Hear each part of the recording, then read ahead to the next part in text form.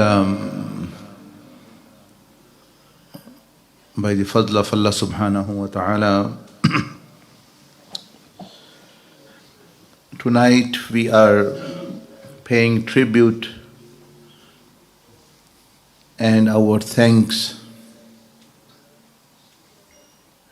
to one of the greatest walis of this ummah of Rasulullah sallallahu alaihi wasallam, who served this ummah and this deen and revived the deen when it needed reviving and help, and thus was known as Muhammadiyah, the reviver of deen. By that I am referring to Sayyidina Mawlana Abdul Qadir al-Jailani Qaddasa Sirruhu al-Aziz. And why the ummah and the people from all walks of life remember him? Because he did a great service for humanity, and especially Islam and Muslims. And because he lived in an era, in time, when the situation was not very much different like now, that there were different factors and different aspects which were affecting the Muslim Ummah. The deen was being used for worldly reasons. The Muslims were dispersed in different directions and different sects. There was political turmoil. So many things which we can relate to today as well. And he, rahimahullah ta'ala, wa Quddasa Sirruhu al-Aziz, gave guidance, and also himself became an example, and his students and his murideen and the people who were under his tutelage and guidance, many of them also became leaders of this ummah and the revivers of deen in knowledge, in action, and also in improving the situation and the state of the ummah. But today, like yesterday, I want to focus on one aspect which he, radiallahu anhu, worked on and laid the foundation and explained to us in one of his great books which he wrote by the name of Kitabul Futuwa, the book of spiritual warfare, you may say, spiritual maturity, how a person gains a high rank with Allah subhanahu wa ta'ala in the sight of Allah Jalla Majduhu.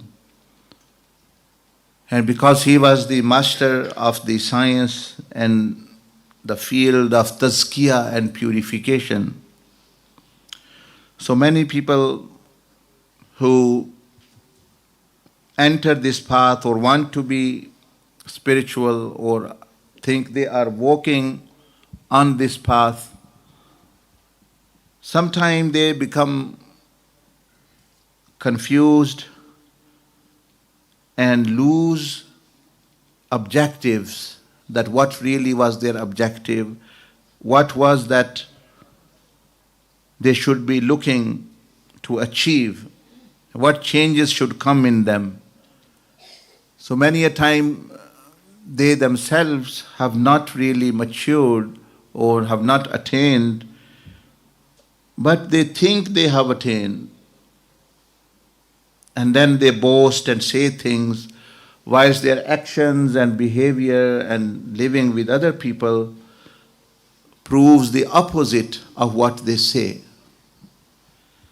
So he, rahimahullah ta'ala, mentioned some of the traits, some of the signs, which are the signs of a spiritually mature person, a person who is traversing, is walking on the path of spirituality or path of tazkiyah, path of ihsan, path of tasawwuf, so that you may know that what I should be really looking for in me. How will I know I am achieving? How will I know I am progressing spiritually or in deen or in my relationship with Allah subhanahu wa ta'ala? How can I judge myself, hold myself accountable? How can I introspect and know that I am becoming a better human being, a better servant of Allah subhanahu wa ta'ala, a better ummati of Rasulullah sallallahu alayhi wasallam? So all of these things. Yesterday I mentioned many of the things in Urdu, totally almost. तो जिन्होंने को English समझ नहीं आती वो कल वाला बयान सुने, वो सारे का सारा जो है भी फेसबुक पे या यूट्यूब पे होगा, यही बयान मिलता जुलता इससे, चलो एग्जैक्टली नहीं तो वो उर्दू में वो सुन लें. तो ये इंग्लिश में किया जा रहा है ताकि इंग्लिश वालों को समझ नहीं आती उसकी. So what should you be looking? Now many people, when they want to become religious, so how do they know that they are really gaining the closeness to Allah subhanahu wa ta'ala? So they might say, for example, that because I am doing a lot of zikr and due to that now I am closer. The other one might mention that I am doing a lot of nawafil. The other one might be doing many other kinds of worship.